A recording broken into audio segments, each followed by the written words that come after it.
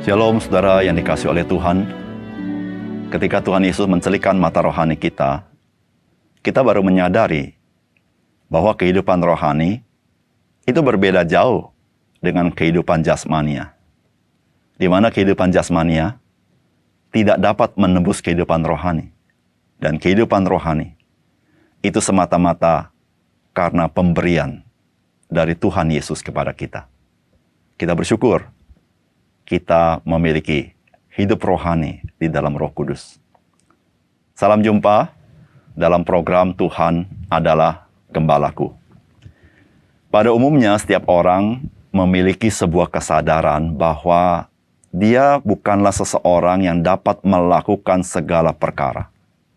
Atau saya mau katakan bahwa tiap orang menyadari bahwa kompetensi yang dimiliki adalah kompetensi yang sifatnya terbatas. Artinya, dia tidak memiliki seluruh kompetensi dalam hidupnya. Namun bagaimana ketika kita berbicara tentang Allah? Agak mengherankan bahwa setiap orang sepertinya memiliki kompetensi untuk berbicara tentang Allah dan memiliki keyakinan bahwa pandangannya benar tentang Allah.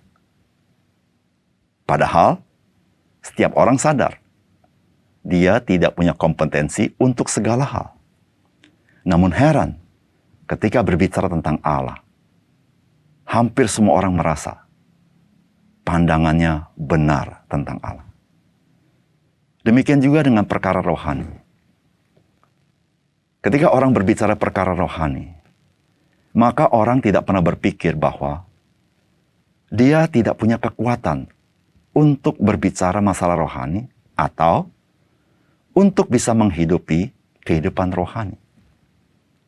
Saudara, demikian juga dengan orang-orang Yahudi.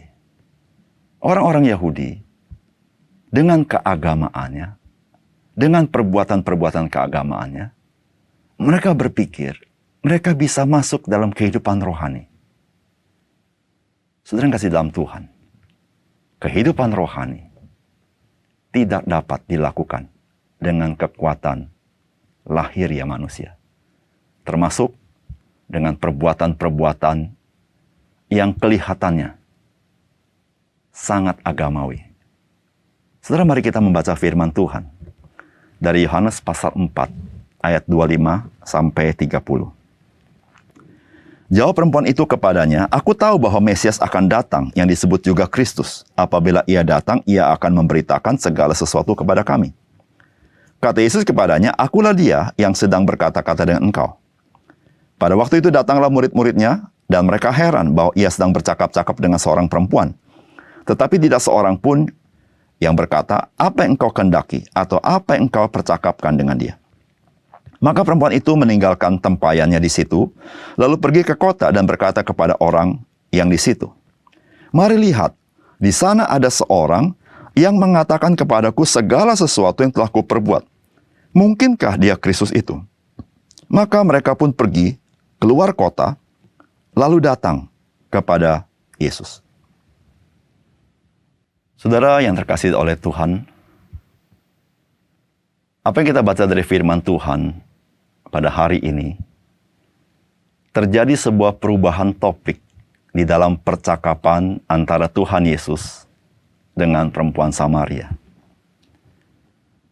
Pada saat ini, pembicaraan menuju kepada pengenalan siapakah Yesus Kristus. Bukan lagi berbicara tentang orang Yahudi dan orang Samaria. Bukan lagi berbicara masalah kehidupan perempuan Samaria ini yang hidup dengan laki-laki yang bukan suaminya. Juga bukan berbicara tentang peribadatan orang Yahudi atau orang Samaria. Namun perempuan ini mulai mengenal siapakah Yesus Kristus. Apakah pesan firman Tuhan bagi kita? Yang pertama, dari firman Tuhan kita tahu bahwa penyataan dari Tuhan Yesus itu membuka mata rohani seseorang, sehingga orang mulai memahami apa yang dikatakan oleh kitab suci.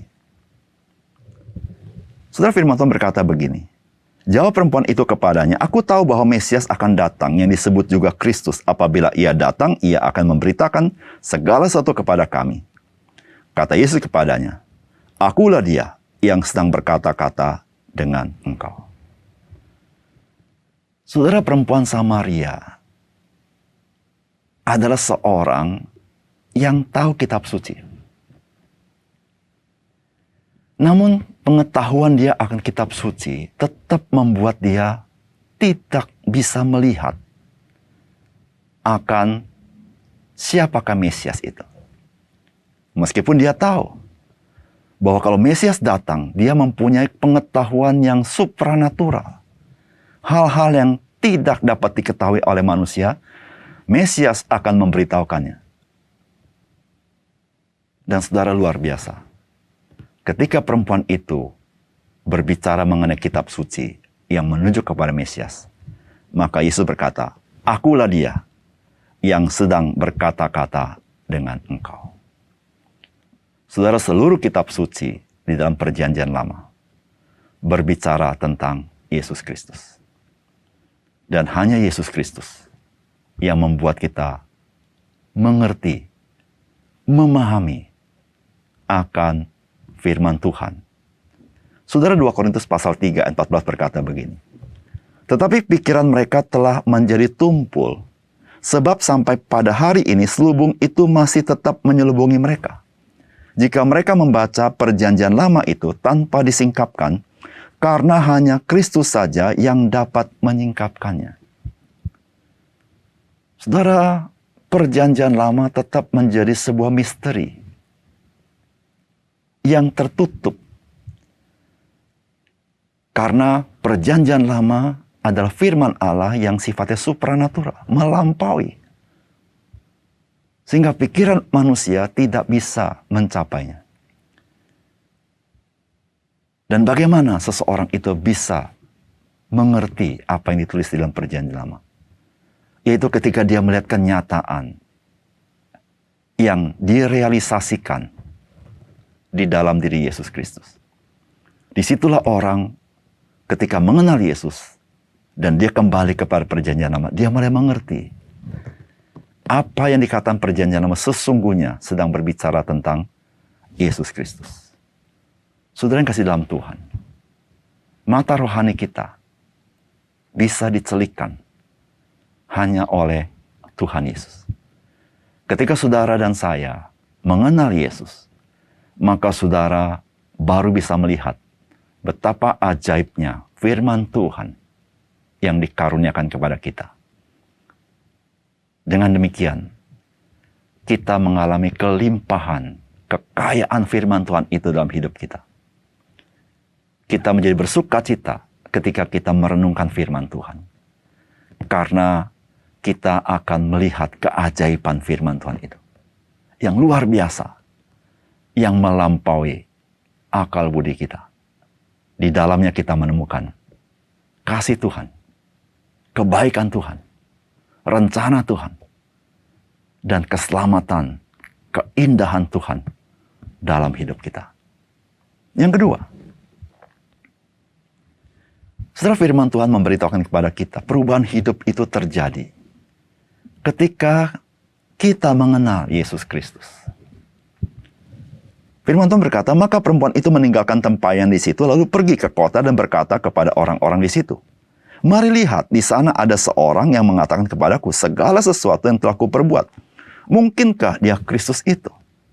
Maka mereka pun pergi keluar kota, lalu datang kepada Yesus. Saudara, mengapa perempuan Samaria ini langsung meninggalkan Yesus dan meninggalkan tempayan di tempat Yesus itu? Pergi ke kota. Bukankah sesuatu yang mengherankan kita? Perempuan Samaria ini mengapa mengambil air pada siang hari? Karena dia menghindari orang banyak. Namun sekarang setelah dia berbicara dengan Tuhan Yesus, malah dia pergi ke orang banyak. Lalu dia berkata, mari lihat. Di sana ada seorang yang mengatakan kepadaku segala sesuatu yang kuperbuat. Artinya, Dia tidak pernah memberitahukan Tuhan Yesus, dan Tuhan Yesus sebetulnya tidak mengenal dia seharusnya. Namun Tuhan Yesus tahu akan kehidupannya. Maka perempuan ini berkata, mungkinkah dia Kristus itu? Saudara, kata ini memberi arti begini. Dia itulah Kristus itu. Itu maksud perempuan itu. Kata mungkinkah di sini tidak berarti dia meragukan. Justru dia memiliki keyakinan, inilah Kristus itu.